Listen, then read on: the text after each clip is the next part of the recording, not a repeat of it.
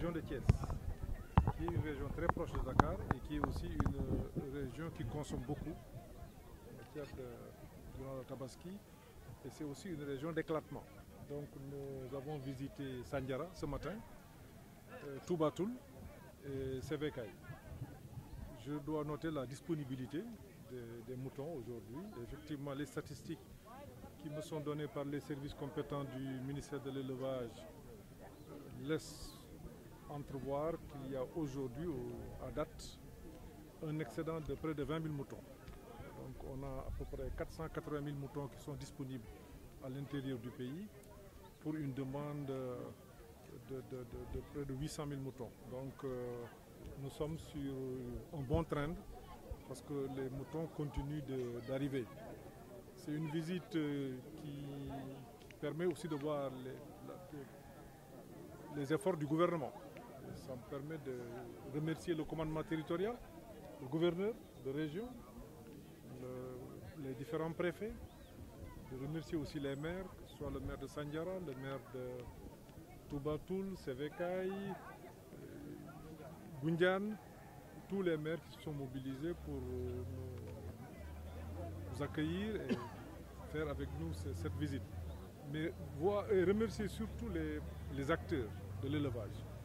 Ils sont bien organisés, qui sont engagés et qui travaillent très bien. Je pense qu'ils ont une parfaite maîtrise.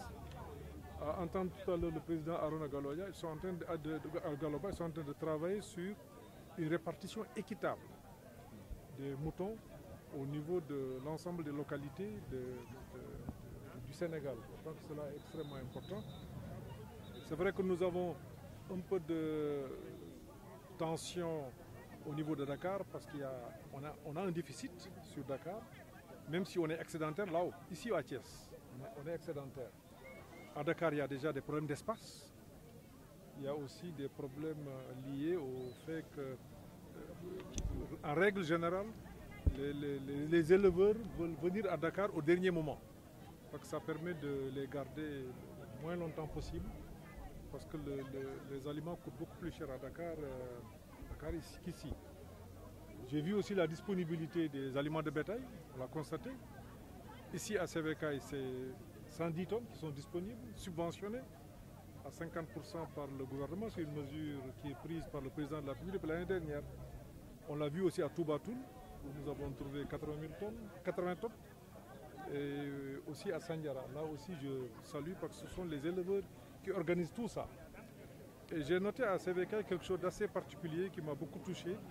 C'est-à-dire, même dans la répartition, ils ont fait une répartition équitable entre les éleveurs sénégalais et les éleveurs étrangers. 50-50. C'est-à-dire qu'il n'y a pas de discrimination. Parce que le choix du gouvernement, le choix du président de la République, c'est que le mouton ne coûte pas cher. Et nous l'avons vu à travers les prix, effectivement. Aujourd'hui, nous avons vu des moutons qui tournent autour de 75 000, 70 000 et jusqu'à quand même des prix qui peuvent être assez élevés. Cela veut dire qu'aujourd'hui, il est possible à tous les Sénégalais qui le désirent de pouvoir, de manière tout à fait normale, en tout cas, assurer une correcte fête de Tabaski, qui est une fête musulmane majeure.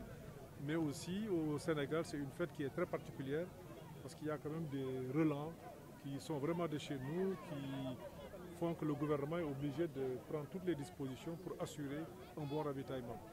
Les questions de sécurité nous ont été posées un peu partout. Je dois saluer la présence des forces de défense et de sécurité sur l'ensemble des points de vente.